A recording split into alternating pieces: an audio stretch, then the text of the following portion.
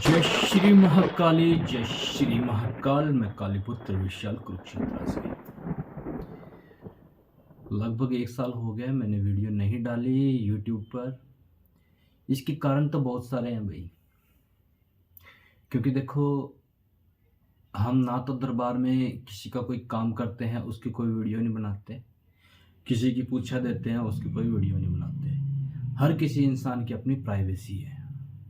ये तो वही बात होगी ना, मरीज गया डॉक्टर के पास और डॉक्टर ने पर्दा खोल के सबके सामने इंजेक्शन लगा दिया। हम ये काम नहीं करते। दरबार में काम चलते रहते हैं, ऐसी बात नहीं है, लेकिन क्या है कि हम किसी की प्राइवेसी लीक नहीं करते, ना ही हम भीड़ इकट्ठा करते। इसकी वजह यही है कि वीडियो के लिए टाइम निकालना पड़ता है। कभी मूड होता है बना देते हैं, वरना कोई वो नहीं। चलो, आज जिस टॉपिक पे मैं बात कर रहा हूँ वो आप लोगों के लिए बहुत काम का है, बहुत काम का है ये टॉपिक। ये इसको आप अगर समझोगे, हो सकता है थोड़ा आप लोगों को अटपटा लगे। ये है इस विषय में, जिस घर के अंदर बार बार ओपरी पराई, भूत प्रेत घर के किसी भी सदस्य के ऊपर हावी होते हैं, यहाँ तक कि या तो किसी को महसूस होना, या रात के समय ज़्यादा प्रेशर पड़ जाना, या झटके लगना, या किसी किसी में पेशी के रूप में आ जाना, बार बार सिर घुमाना, या फिर एकदम अपना शरीर बदल जाना, है ना, कि सामने वाले हैरान हो जाए, भाई क्या हो गया इसको, तो कोई ओपरी है, कोई अच्छी चीज़ है या कोई बुरी चीज़ है। इस तरह का अगर किसी भी घर के अंदर ये माहौल बन जाता है, तो सबसे पहले आप लोगों को क्या करना है, जो आपकी रोज़मर्रा की पूजा पाठ है ना, उसको आप रोक दो। दिया बत्ती जोत लगाना आप बिल्कुल रोक दो। वजह है, इसकी वजह समझाऊंगा तो वीडियो बहुत लंबी बन जाएगी। कोशिश करता हूँ कि लास्ट में थोड़ा शॉर्टकट बता भी दूँ। सबसे पहले आप वो वजह रोक दीजिए। उसको रोकने से उसका प्रभाव कम होना शुरू हो जाएगा। आपने ये नहीं कह रहा मैं कि आप पूजा पाठ ही छोड़ दो, भाई पूजा पाठ करो।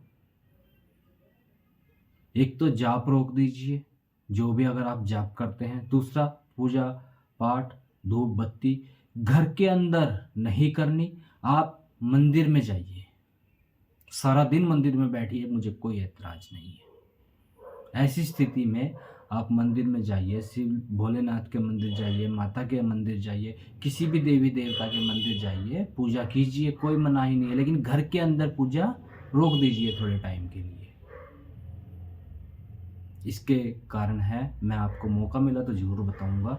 उससे क्या होगा, आप अगर पूजा रोकने के बाद कुछ टाइम अगर आप देखोगे तो फर्क पड़ने लग जाएगा।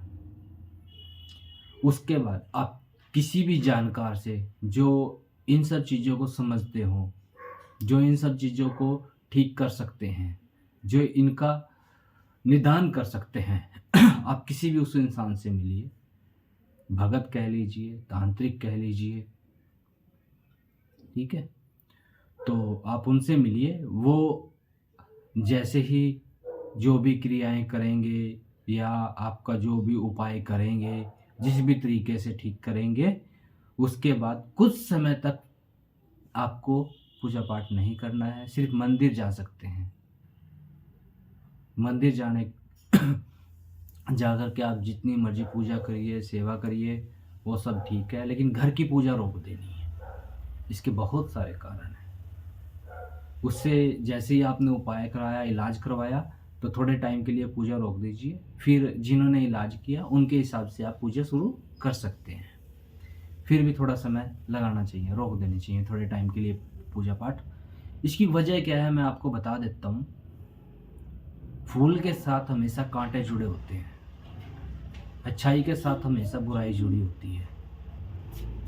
जब भी हम लोग पूजा पाठ करते हैं, पूजा पाठ का कोई भी रास्ता अगर हम ढूंढते हैं, किसी के बताए हुए रास्ते चलते हैं या अपने आप भी करते हैं। देखो, किसी देवी देवता का अगर हमने वैसे ही पूजा करनी है तो हम किसी से पूछेंगे थोड़ा ना। हमारे भाव है, हम अपना दिया बत्ती जोत जैसे हमें आती है हम वैसे शुरू कर देंगे। लेकिन कभी कभी हमारे साथ क्या बनता है कि हमारा सर भारी होने लग जाएगा, हमें झटके लगने लग जाएंगे, है ना, शरीर बदलता हुआ महसूस होएगा, या फिर रात को सोएंगे झटके लगेंगे, कभी कभी सपनों में कुछ बुरा भी होता नजर आता है। उन पूजा के करने के साथ साथ ही होता है ये सब, क्योंकि उस पूजा को करने से कभी कभी हमारे घर की जो पुरानी चीज़ें होती हैं, जो चीज़ें दबी हुई थी, कोई भूत प्रेत या किसी ने हमारे ऊपर कोई क्रियाएं की हुई थी, वो सामने आने लग जाती है उस घर के अंदर पूजा करने से। क्योंकि वो थी, किसी की छोड़ी हुई थी, या हमारा कोई ऐसा प्रेत था जो दबा हुआ था, वो सामने आने लग जाता है, क्योंकि वो पूजा पाठ का असर उस पर होने लग जाता है, उससे उसको पावर मिलने लग जाती है ना। क्योंकि देखो मंदिरों में तो स्थापना होती है, मूर्तियों की स्थापना होती है, फिर भगवान जी विराजमान किए जाते हैं, दुनिया जाती है संख्या बहुत ज़्यादा होती है लोगों के जाने की, तो वहाँ एक इतना जो भगवान का जो सात्विक रूप है वो पूजा ग्रहण करते हैं। तो वहाँ ये सब ऐसी बात नहीं है कि वहाँ भूत प्रेत नहीं होते, होते हैं भाई, वो उनके गण के रूप में विराजमान रहते हैं वहाँ पे।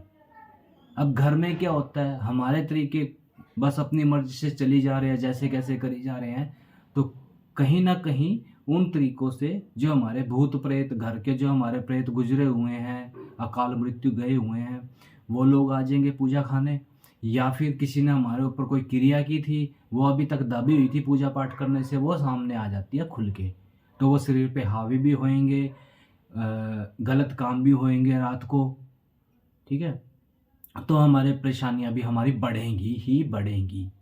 तो हमें ये नहीं समझ में आता कि अब क्या करें भाई। सबसे पहले आप पूजा रोक दो अपनी, मंदिर में जाओ, मंदिर की पूजा करो, मंदिर किसी भी मंदिर में जाओ, डेली जाओ, दिन में 3 बार जाओ, 10 बार जाओ, सारा दिन वहीं रहो, कोई दिक्कत नहीं है।